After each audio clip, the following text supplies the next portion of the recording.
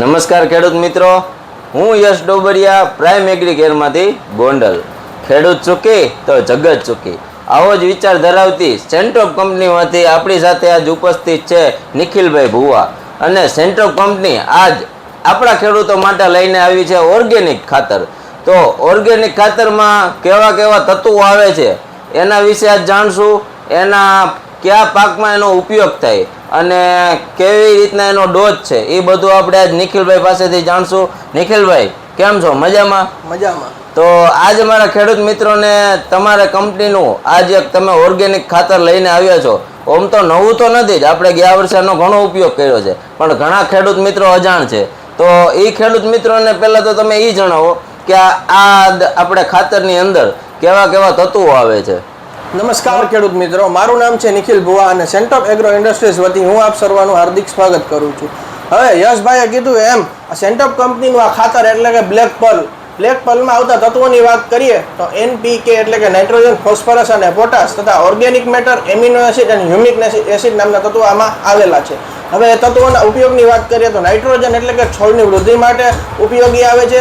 પછી ફોસ્ફરસની વાત કરીએ તો ફ્લાવરિંગમાં બહોળા પ્રમાણમાં વધારો કરે છે. અને પોટાશ એટલે કે જે ફળની ક્વોલિટી અને એનો વજન હોય એને વધારવામાં એનો ઉપયોગ થાય છે.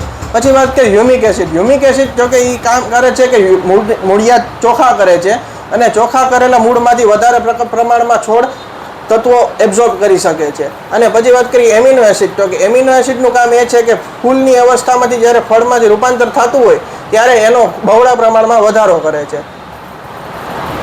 બરોબર નિખિલભાઈ, તમે આ તત્વોના શું કામ કરે એ સમજાવ્યું, તો હવે જરાક એ કહી દો કે કેવા કેવા પાકમાં હાલે. યશભાઈ, ક્યાં પાકની વાત કરીએ તો આ શિયાળો, ઉનાળુ, ચોમાસું એમાં બધાય પાકમાં બધાય સિઝનમાં લેવાતા પાકમાં આનો ઉપયોગ થાય છે. અને ઉપયોગની વાત કરીએ તો આને પાયાના ખાતર તરીકે અને પૂરતી ખાતર તરીકે બંને તરીકે આનો ઉપયોગ કરી શકીએ છીએ. હવે આના ફાયદાની વાત કરીએ તો આપણે છોડ જ્યારે પીળો પડતો હોય તો એને કાળો કરી નાખે, એટલે કે એનો લીલોછમ એકદમ કરી નાખે છે. પ્લસ એની વૃદ્ધિમાં પણ એનો ફાયદો થાય છે અને ફ્લાવરિંગ સમયે એનો ફ્લાવરિંગની સંખ્યામાં પણ બહોળા પ્રમાણમાં આનો વધારો થાય છે. તો ખેડૂત મિત્રો, નિખિલભાઈએ જેમ કીધું એમ કે તમારો મગફળી પીળી પડતી હોય અને જો તમે આ નાખી દો તો લીલી લચકા જેવી કરી રાખે, અથવા તો તમે કપાસમાં નાખો કે શિયાળુ પાકમાં કોઈ પણ જગ્યાએ વાપરો. આ પ્રોડક્ટ કંઈ નવી નથી, આપણે આને ગયા વર્ષે આનો ઘણો ઉપયોગ કરેલો જ છે અને ઘણા ખેડૂત મિત્રોને આપણે આપેલ જ છે. જે ખેડૂત મિત્રોને નથી ખબર, આ વિડીયો ફક્ત એમના માટે આપણે બનાવીએ છીએ.